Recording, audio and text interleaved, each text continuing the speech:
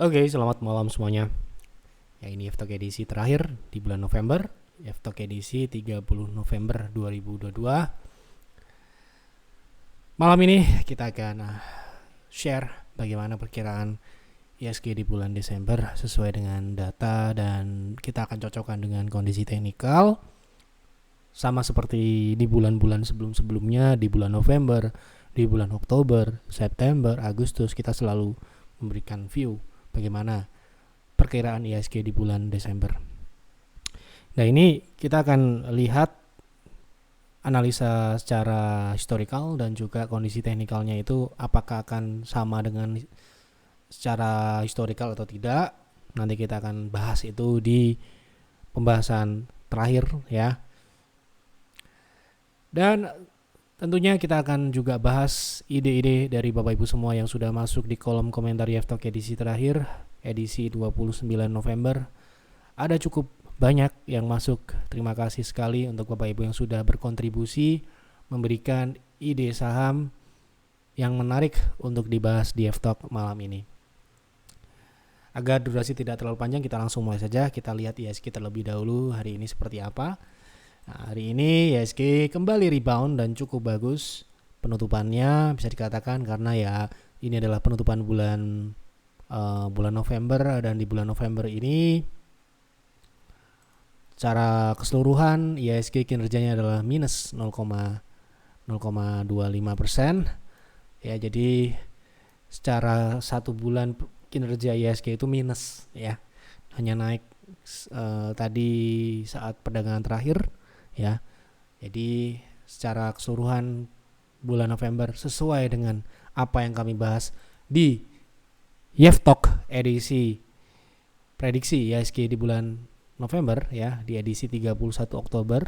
Mungkin Bapak Ibu sudah juga tahu dan sudah mencatat bagaimana perkiraan di bulan November ya, yang selama ya 10 tahun terakhir hanya naik 3 kali, dan terbukti di bulan November ini secara historikal mengulang bahwa di bulan November itu memang kecenderungan adalah melemah. Nanti kita akan bahas di akhir pembahasan F-Talk ini ya, bagaimana perkiraan kami di bulan Desember ya. Kita langsung masuk ke pembahasan saham terlebih dahulu.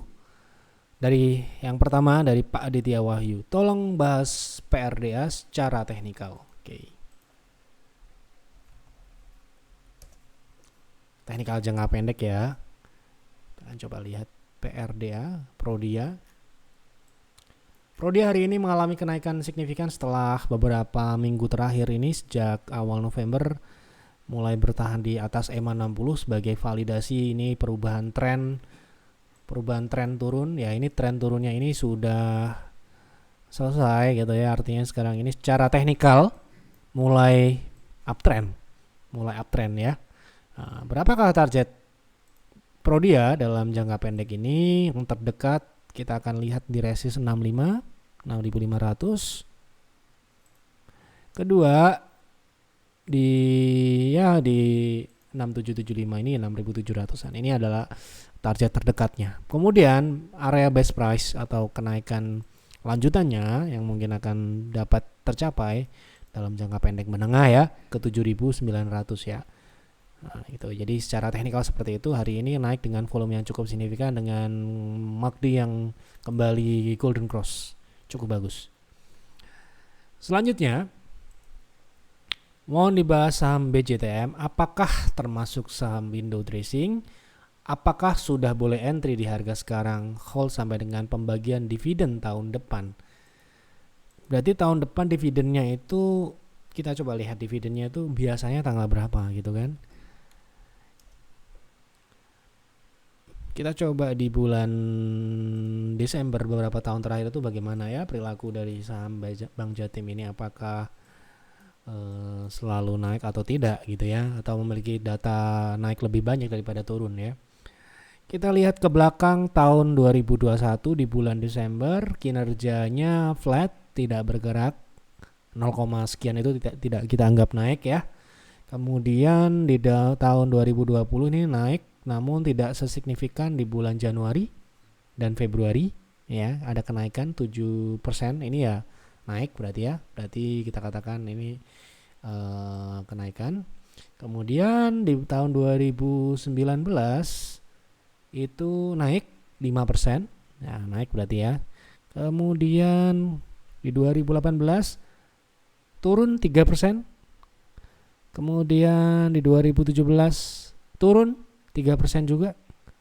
Lalu di tahun 2016 naik signifikan 12%. Di 2015 Desember naik 4%. 2014 naik tipis tapi naik ya. Di 2013 naik 4%. Di 2012 turun 3%. Jadi secara overall ya naik ya. Tapi ini lebih kecenderung Januari effect kali ya. Ya, jadi ini kenaikan yang signifikan ini cenderung di bulan Januari ini ya. Desember Januari ya. Desember Januari, kemudian ini juga November Desember, Januari Februari Maret. Kalau kita lihat dividen, ya kita coba lihat dividennya itu biasanya di bulan apa gitu ya. Dan bagaimana itunya? Kebiasaannya. Oh, tidak ada ya. Di sini coba kita lihat di sini. Kita bisa cek dividennya itu di bulan apa aja. Ya, di dividen. Nah, ini dividennya itu biasanya di bulan 5. Di bulan 5 ya. Di bulan Mei. Ya. Kemudian ada juga bulan Maret ya. Jadi tapi antara bulan 3 bulan sampai bulan 5. Berarti kita perkirakan kisaran bulan 3 sampai dengan bulan 5 itu kecenderungannya seperti apa. Kalau kita lihat tadi secara sepintas, saya belum hitung secara keseluruhan gitu kan. Secara sepintas harusnya bagus.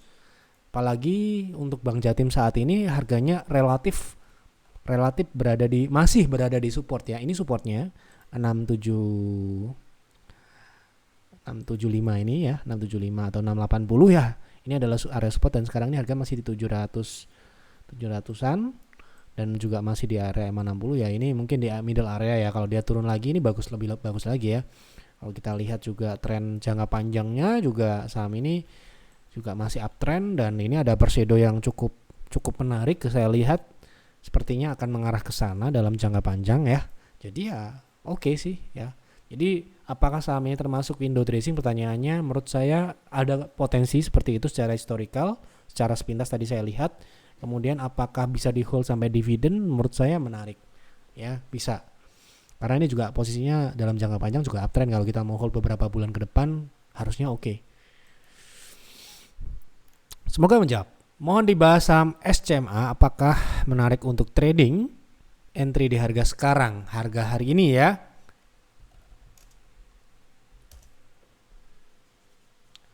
Baik. Kita coba dilihat. Untuk secara teknikal SCMA ini masih oke ya, karena pertama saham ini baru saja juga reversal dari tren turun yang ini. Satu. Ini ya. Jadi ini adalah sebuah proses, memang ada tipikal saham swing ya. Dan setelah menguji resisten 270 yang merupakan target profit kami di bulan November ya. Ini ya. Kita SCMA itu di 260-an ya, 260-an. Tapi TP-nya di 270 TP2. Nah, ini setelah itu turun ya. Kemarin kita sudah pernah bahas SCMA. Nah, ini turun lagi dan ini retest EMA 60 dan menurut saya ini retestnya ini sementara ini ya masih bertahan dan terlihat koreksi-koreksi di level saat ini belum terlihat ada volume yang serius. Artinya ini adalah proses koreksi yang wajar, di mana sebuah harga saham itu juga ada proses koreksinya dalam kenaikan. Menurut saya untuk swing di harga saat ini menarik. Kenapa? Karena kita bisa membatasi risk ini harusnya secara persentase downside-nya ini kita bisa batasi kurang dari 5%. Bahkan ya 5% pun bisa ya, kurang dari 5% lah ya, 4,7%. Dengan target terdekat dulu itu di atas 5% ya, ada angka 8%. Lalu kalau kita hitung dari best price atau potensi kenaikan yang memungkinkan, itu masih ada 17-an sampai dengan 40 dengan catatan tidak turun di bawah sini ya, di bawah EMA 60 gitu ya. Itu jadi menarik ya. Tolong bahas saham INDX, apakah masih oke buat trading? Trading swing atau kita anggap swing trade aja. INDX sudah relatif terlambat menurut saya ini. Kenapa begitu? Karena karakteristiknya saham ini kalau sudah naik signifikan habis itu jatuh. Ya toh? Artinya telat. Nih. Ini kita lihat sepintas sudah kelihatan ya. Apakah masih bisa naik lagi? Bisa, tapi risknya sudah besar. Nah toh? Nih. Dan ini juga relatif sudah naik cukup banyak dari 200 ke 400 kemarin ya. Gitu. Kalau ditanya saya apakah ini menarik, kalau misalkan Anda mau dan siap tiba-tiba dia turun ARB berjilid-jilid nggak apa-apa. Tapi kalau saya sendiri ini mungkin akan memilih yang lain, karena di PTR sendiri kita lebih fokus mencari saham yang akan, bukan yang sudah. Ini ya, yang akan. Kata kuncinya yang akan, bukan yang sudah ya. Kalau yang sudah ya wes, kalau masih naik lagi biarkanlah yang lain yang menggerakkan naik ya. Kita fokus di saham-saham yang akan naik gitu. Kalau kami seperti itu, kalau yang lain nggak tahu ya, seperti itu ya kira-kira. Kalau ini pertanyaan ditujukan ke saya sendiri nggak tertarik, meskipun dia masih bisa naik, bisa-bisa aja ya. Ini saham agresif, super agresif. Boleh bahas AMAR untuk trading harian secara teknikal, berapa targetnya?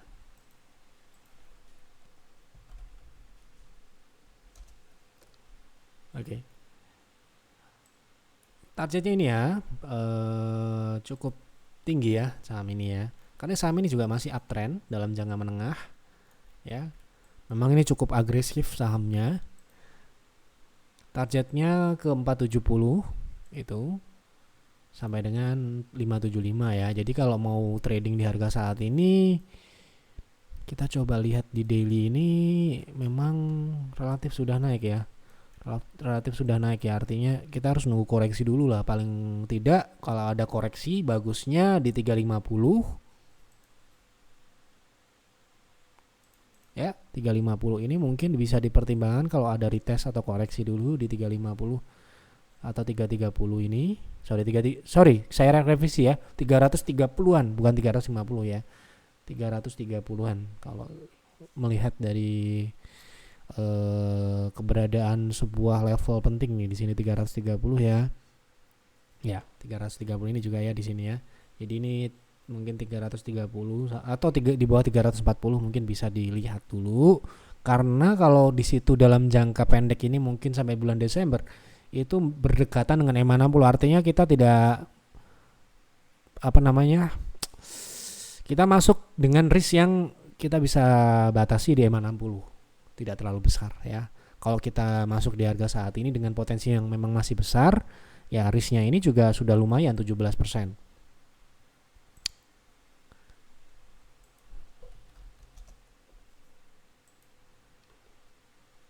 Kita terakhir masuk AMAR tuh harga masih di 200-an ya ini ya. Di bulan Oktober ya. Di private trading room Stockholm. Waktu itu ya masih turun ya. Posisinya akan naik ya. Akan naik, sekali lagi tadi ya pembahasan yang sebelumnya. Kita akan beli saham yang akan naik, bukan yang sudah naik. Ini ya waktu itu ya. Oke. Terus sekarang ini ya kalau bagusnya memang tunggu turun dulu lah. Kalau beli saat ini mungkin, karena ini saham ini kalau proses naiknya juga kalau turun juga lumayan ya, signifikan. Tadi 17% dari EMA 60. Gitu ya. Targetnya sudah saya jawab ya. Tadi ada 2 tadi ya. Tolong analisa technical BHIT. Belakangan ini harga agak mendatar di bawah EMA 60 dengan volume menurun. MACD meningkat. Apakah hal ini menjadi indikasi baik atau buruk? Mohon edukasinya. Mari kita lihat BHIT MACD meningkat. Ya, MACD-nya meningkat ya ini ya, meningkat. Tapi memang relatif tidak strong. Strong itu seperti apa? Nih ya, saya tunjukkan. Strong itu apabila jarak antara garis berwarna biru dengan berwarna oranye itu semakin melebar. Nah, sedangkan posisi saat ini relatif memang ada sedikit pelebaran tapi tidak signifikan. Itulah yang mengapa ini masih flat ya, dan volume transaksinya juga menurun seperti ini. Artinya dingin ya. Dingin. Kalau kita mau trading di saham kondisi seperti ini, Anda mau trading MACD-nya atau harga sahamnya? Kan kita kan fokus ke harga sahamnya ya. Kalau harga sahamnya sudah terkonfirmasi keluar dari konsolidasi dan adanya peningkatan volume transaksi, baru itu indikasi yang baik. Ya, indikasi yang baik itu seperti apa? Jika harga mengalami kenaikan di atas konsolidasinya atau di atas resist konsolidasinya, dikonfirmasi dengan volume transaksi. MACD ini sebagai pendukungnya. Gitu. Tapi ya boleh aja kita melihat ini MACD-nya sudah golden cross nih. Tapi MACD naik belum menjadi jaminan saham ini akan naik loh ya. Nih ya. Ini dia turun juga habis itu. Nah, ternyata naik lagi. Nah, ini kuncinya ya. Dia breakout di atas 560 ini misalkan habis itu naik signifikan. Ya. Nah, jadi kuncinya MA60 ini ya, di angka 64 ke atas. Baru mungkin terlihat menarik untuk kita tradingkan. Mohon view secara FA dan TA IPCM.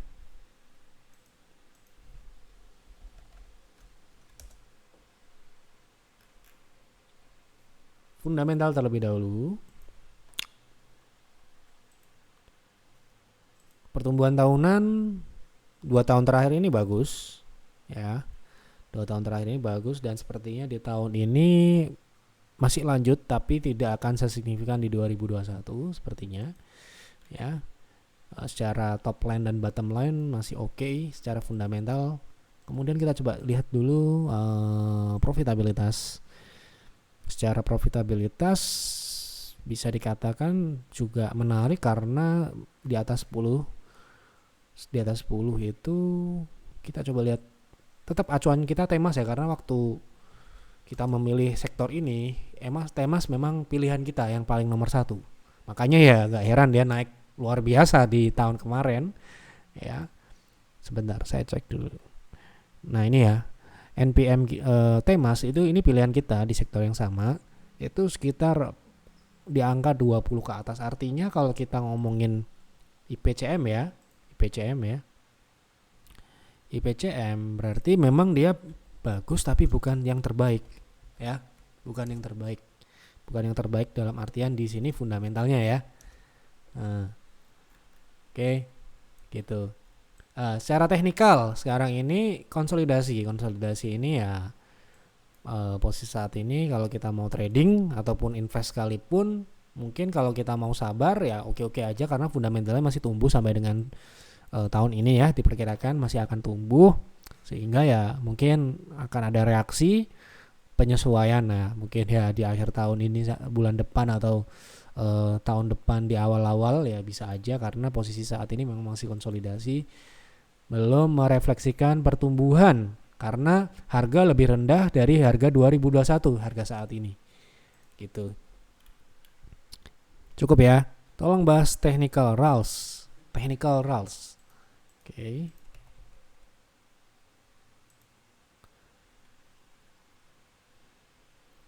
Untuk RALS jauh ini masih mengarah ke bawah. Target kita di angka 405, ini masih sedikit turun ya. Jadi ini proses lah. Sementara ini karena belum ada tanda-tanda dia akan reversal ke atas lagi. Ya kalau Anda bisa lihat dia di 640 ke atas, 640 ke atas itu mungkin akan menjadi tanda yang baik ya. Sekarang ini belum. Mohon technical MPPA.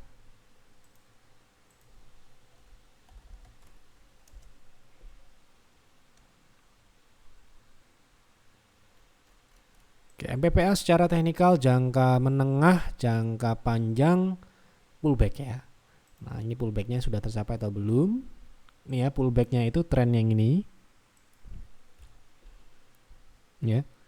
Dan sejauh ini kalau kita lihat ini belum mencapai 0,3 dari wave terbesarnya. Jadi 0,3-nya itu di angka 243. Jadi tren koreksi ya, tren koreksi ini tren naik ya. Ini tren koreksi dari tren turun. Tren utamanya turun, tren koreksinya naik, pullback ya.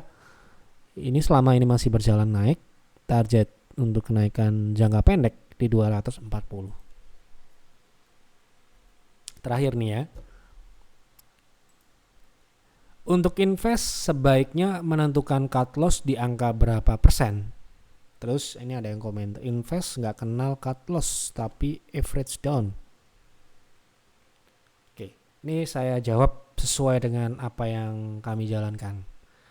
Di kami, di peer dan di peers, poin pertama, ketika kita membuat sebuah plan, ya, sebuah rencana investasi, tentu saja di dalamnya itu ada fundamental dan ada teknikalnya. Ya, dasarnya ada fundamental dan teknikal. Di kami loh ya, nggak tahu di tempat sana yang cuma ngeliat fundamentalnya aja mungkin ada, tapi kalau di kami, saya teknikal dan fundamental itu kita combine ya untuk menjadi sebuah dasar investasi. Artinya kita hold atau tidak harus berdasarkan dua pondasi dasar itu tadi.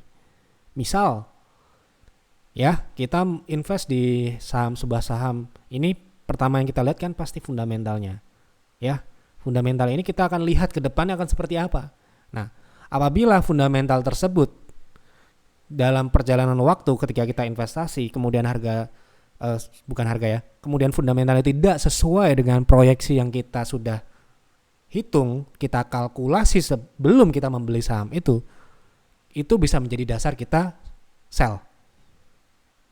Misalkan kita invest saham A, ini kita proyeksikan tumbuh 5 sampai dengan 10% dalam setahun ke depan. Ternyata bukannya tumbuh, malah turun.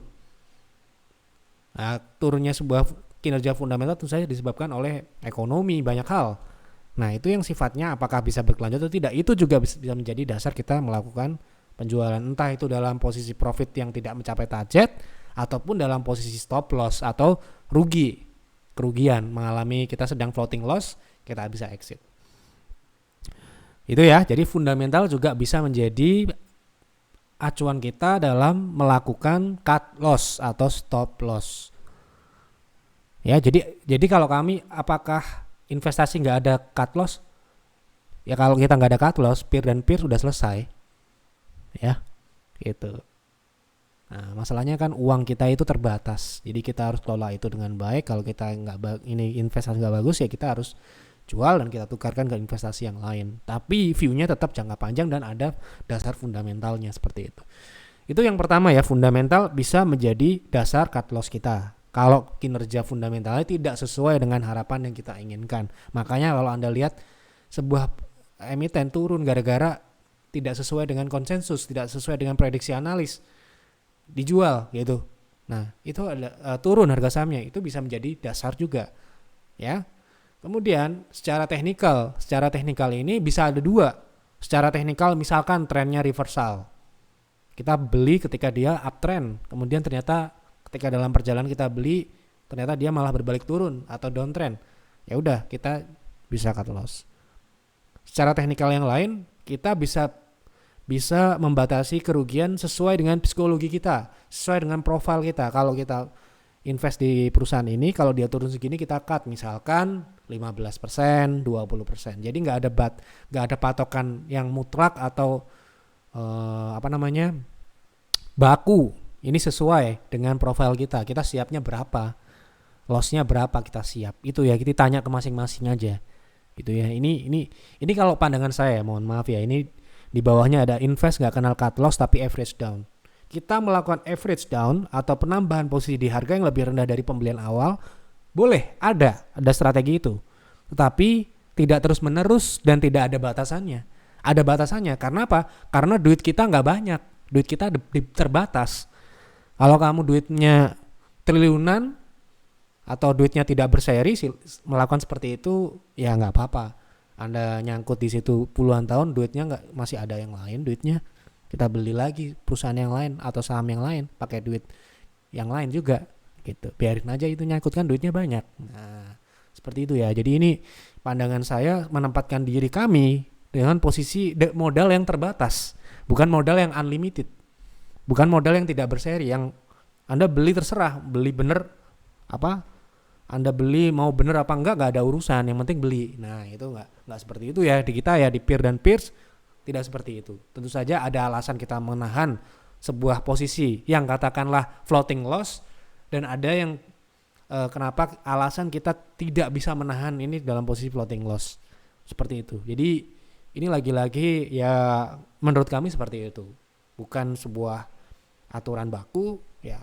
Anda punya cara lain, punya prinsip lain, nggak ada masalah ya, sah-sah aja. Yang penting Anda profit, Anda untung dalam jangka panjang ya, investasi ya, itu ya Anda jalankan saja. Tapi kalau Anda tanya ke kita bagaimana menentukan cut loss, itu tadi ada fundamental satu, kedua ada teknikal saja. Karena kita invest kembali, kita harus mengevaluasi investasi kita berdasarkan dua alasan yang kita jadikan pedoman untuk membeli sebuah saham itu ya.